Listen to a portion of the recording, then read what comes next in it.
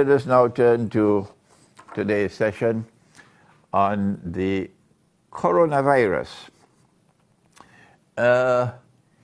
One of the most important functions of a scholar of Islam is to read and to understand the world in that stage of history in which he lives, in that stage of the historical process in which he lives. So if you are a scholar of Islam alive today, we expect you to be able to read and understand using the Quran, using the truth which Allah has sent, and using not only these eyes but this eye as well, the internal eye, the nur that Allah gives to you, and using the correct methodology. Here is the book on methodology, the correct methodology for study of the Quran. One of the most important things that my teacher of blessed memory, Maulana Fadlur Rahman Ansari rahimahullah, ever did was to teach the proper methodology for the study of the Quran. And this is what the scholars of Islam in this age must do. Using that proper methodology, they must study the world today. And the world today is like a river in a huge flood with dangerous currents in it. And I was 24, 25 years of age, and I had this dream. And I saw this river, a huge river. I seldom share my dreams with you, but I want to share this dream with you. I was 25 years of age, and I was a student at the Alimia Institute of Islamic Studies in Karachi, Pakistan. And Maulana Fadlur Rahman Ansari was my teacher, rahimahullah. And I saw this huge river, bigger than the rivers of Guyana. And the river was swollen, floods, and there were lots of dangerous currents in the river. And I saw all my fellow students in the river, and they were all struggling to survive, all of them in danger of drowning, and lots of other people. And I saw myself swimming in that river and saving them one by one. So I woke up in the morning, and I went to Maulana Fadlur Rahman Ansari, rahimahullah, and I said, Maulana, this is what I saw in my dream. He smiled, and he said to me, he said, you are destined. This is your destiny to do precisely that in the future. May Allah have mercy on the soul of my beloved teacher. And this is what I'm trying to do now. This is the function of a scholar of Islam today. He must be able to recognize that the world today is like a swollen and a dangerous river. He must be able to recognize all the dangerous currents in the river. He must be able to recognize so many people are drowning, who are in danger of drowning. He must be able to go in that river and save the people. You can't do that if you want to have a backbone to be politically correct. You can't do that if you want to stay with the flock of scholars of Islam who are asleep. If you want to do that, you have to have insight, you have to be faithful to the truth. And then you could understand coronavirus. That's right, in Akhirul Zaman, when the last stage of history comes, Nabi Muhammad alayhi salatu wasalam said it, and they know it. It was the Ghazwat Tabuk, the war of Tabuk. And he was sitting in a leather tent. This is a hadith of Sahih Bukhari. And he said, count 6 things before the end of the world, the Sa'ah. And amongst the 6 is, let me get it for you. Amongst the 6, he said, Thumma mutan. And then he said, there will be a plague. يَأْخُذُ فِيكُمْ كَنُعَاسِ الْغَنَمِ. There will be a plague, meaning an epidemic. And it will kill you in large numbers the way it kills sheep. This is what he said. This is one of his prophecies. So Akhirul Zaman is a time when there will be epidemics, plagues. The word which used to be used long ago was plague, but nobody uses that term anymore. Now they use the term epidemic instead of plague. And in the epidemic today we have the coronavirus, which has just attacked China. And one of the functions of the scholars of Islam today, if you are able to read the world correctly, is to offer an insight and offer an explanation and say Allah knows best. That's right, just say it, Allah knows best. You can be right, you can be wrong, but you must at least come forward and offer an explanation, which is what I'm doing. And my view is that Dajjal is at work in coronavirus, the one who wants to rule the world from Jerusalem.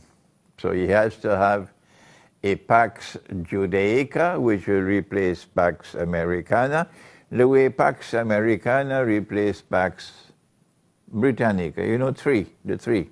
Pax Britannica, Pax Americana, Pax Judaica, so that Israel can rule the world. And Allah speaks of this in Surah Al-Mursalat. And when we interpret the Quran, only Allah can confirm that it is correct. But we must make the effort to interpret. Don't be afraid. Have some backbone. Intaliku ba'adawuzu billahi minash shaitanir rajim. Intaliku ila zillin dhi thalasi shab. Proceed now to that shadow which will come upon the world. A shadow which will have 3 parts. And my opinion, and Allah knows best, these are the 3 parts. In order for a Pax Judaica to replace Pax Americana, in order for Israel to become the ruling state in the world, the population of Arabs, this is Muslim and Christian Arabs which surround Israel, has to be substantially reduced. You cannot reduce that population substantially through warfare, because you'll get a very bad name. You can use warfare to take control of territory, which is what Israel is going to do. But in order to substantially reduce the population and not be blamed for it, you need something called biological warfare. What I am explaining is what they can do. They can explain the same thing, but they would not speak. I don't know. I don't know. I've now given up. I have given up. I've stopped trying with them. Let them go their way and I'll go mine. Okay? I've tried for 20, 30 years with them now, but they're just stuck in concrete. So brother, goodbye. I'm going my way. You go yours. This is what is happening today. They are using the coronavirus, in my opinion, it is a trial run. And they're using it with the most populous nation in the world, the Chinese. And they're using it to see how China will respond to control it, and how the World Health Organization in Geneva will respond to control it. And so they are monitoring the coronavirus, exquisite monitoring going on at this time.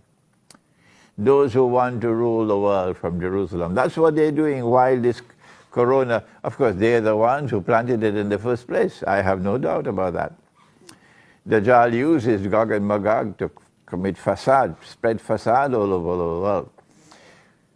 And so the coronavirus has to be located in biological warfare in Akhir Zaman. That is my statement. How do we respond? I don't know how many people will die. That's not important to me.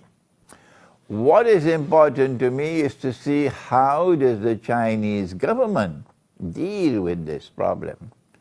We know that our Prophet said, Allah's blessings be upon him, 1400 years ago. He said, when a plague takes place, if you are located in that place where the plague is spreading, do not leave. And if you are outside, do not enter. It's called quarantine. And he said this 1400 years ago, quarantine. And now the world has picked up that same system of quarantine. But if you are coming back to Trinidad from China, if they allow you to enter, they'll put you in quarantine and check to see whether or not you have the virus before they allow you to enter into the population. And so the important thing that they are doing now is monitoring the Chinese government to see how does the Chinese government respond to this epidemic of the coronavirus. And secondly, how does the world respond? What is the World Health Organization in Geneva doing? The president of the World Health Organization used to be a Muslim from Trinidad and Tobago. Yes. Kamaluddin Muhammad used to be president. I was a student in Geneva at that time when he was elected president of the World Health Organization, WHO, in Geneva. The second thing that is important for us is that to recognize that the Arabs are going to be wiped out by plague. Our Prophet ﷺ has spoken, and I've just given you the hadith from Sahih Bukhari about Mutan, a plague which will kill you the way sheep are killed. These are one of the six that he mentioned, six things, the hadith, which was at the time of the Ghazwatul Tabuk. So the Arabs are the ones who have to be most concerned about coronavirus. And that is that every Arab government, Algeria, Mauritania, Morocco, Tunisia, Libya, Egypt, Iraq, Syria, Jordan, Yemen, the whole of the Arab, Jaziratul Arab, you should all be sending monitors, people who can go to Beijing, to monitor how the Chinese government is dealing with this problem. How can they contain it? See how the Chinese government is operating and learn from what they are doing, their mistakes, and will they correct things. Check to see how the World Health Organization is responding to it. Because tomorrow, after the trial runs are over, tomorrow the plague is going to hit the Arab world. And they will want to ensure that you are not prepared for it, and that huge numbers of Arabs will die as prophesied by the Prophet ﷺ. And so for the whole world of Islam, yes, it is important. But coronavirus is far, far more important for the Arab world, because this is Akhir Zaman, and in Akhir Zaman there is a prophecy of a virus attack on the Arab world which will kill huge numbers of Arabs. What else can we do to protect ourselves from virus and from these dangers of Akhir Zaman? Let me remind you of the ayah of Surah Al-Isra of the Quran. And this is what Allah subhanahu wa ta'ala says, بَعْدَ أَعُوذُ بِاللَّهِ مِنَ الشَّيْطَانِ الرَّجِيمِ وَإِذَا قَرَأْتَ الْقُرْآنَ, and when you recite the Quran. وَإِذَا قَرَأْتَ الْقُرْآنَ, Quran means a recitation.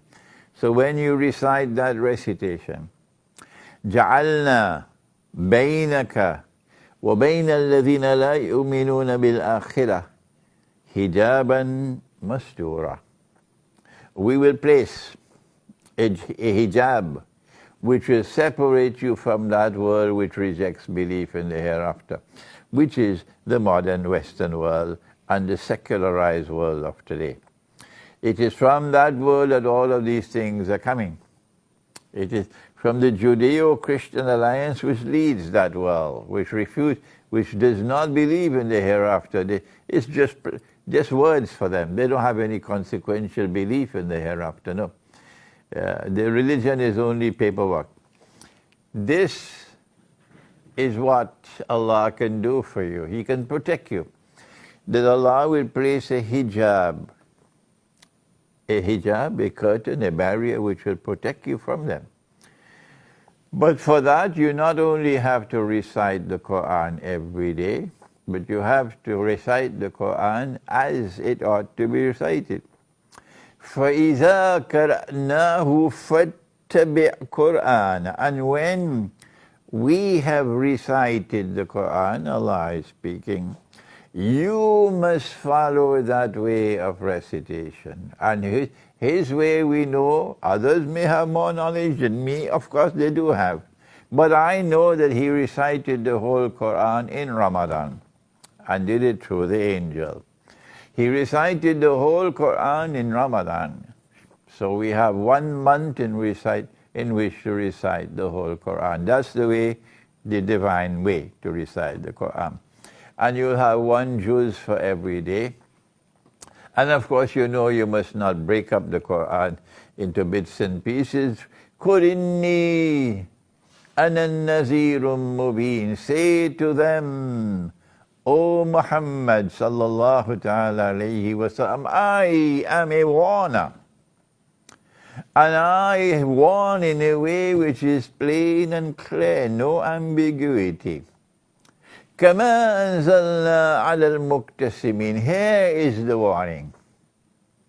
And this warning is sent down to the muqtasimin. Who are the muqtasimin? The answer is there. الَّذِينَ جَعَلُوا الْقُرْآنَ عِدِّينَ. They are those who break up the Quran into bits and pieces. They take Surah Al-Baqarah, and when they reach 141, they chop it.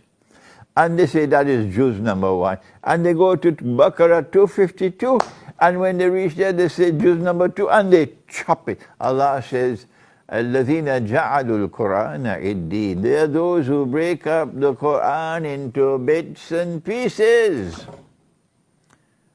And then he says, فَوَرَبِّكَ فَوَرَبِّكَ, O Muhammad sallallahu ta'ala alayhi wa sallam, I take an oath by your Rabb. لَنَسْأَلَنَّهُمْ أَجْمَعِينَ. I'm going to question every single one of them. بِمَا كَانُوا يَعْمَلُونَ. For what they have done to this Quran. So there is a correct way to recite the Quran cover to cover once a month. And if you do that, then when others are dying like sheep because of the epidemic, Allah can protect you. The Quran can protect you because وَجَعَلْنَا بَيْنَكَ وَبَيْنَ الَّذِينَ لَا يُؤْمِنُونَ بِالْآخِرَةِ حِجَابًا مَسْتُورًا. So one of the ways in which you can protect yourself from the coronavirus and from the other dangers of Akhir Zaman is to recite the Quran from cover to cover once a month, every day, 1 juz a day, and to recite it the way that Allah recited it. This is our comment on the coronavirus.